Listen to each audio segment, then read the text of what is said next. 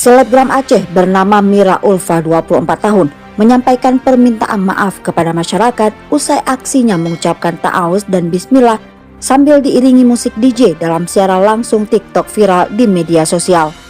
Aksi yang dilakukan pada 12 Januari 2025 tersebut menimbulkan berbagai reaksi publik. Bahkan sejumlah masyarakat menyebut aksinya itu telah melecehkan agama.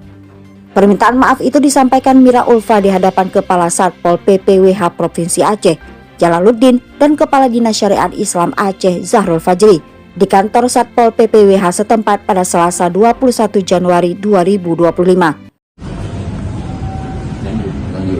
Dengan ini menyatakan sebelumnya saya mohon maaf dulu untuk semua warga Aceh, umat Islam, masyarakat. Saya mengakui dan membenarkan bahwa kegiatan live di TikTok pada tanggal 12 Januari 2024 adalah benar. Saya yang dengan tindakan yang saya lakukan tidak sengaja. Dengan hal ini Saat menandatangani surat perjanjian dan menyampaikan permintaan maaf, ia turut didampingi oleh orang tuanya dan kepala desa.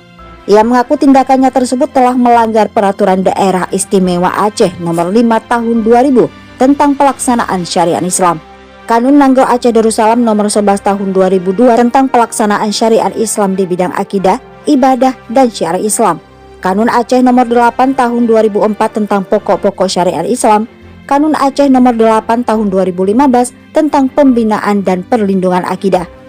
Dalam kesempatan tersebut, ia berjanji tidak akan mengulangi lagi perbuatan tersebut. Ia juga bersedia diproses sesuai dengan ketentuan peraturan perundang-undangan berlaku jika mengulangi hal yang sama.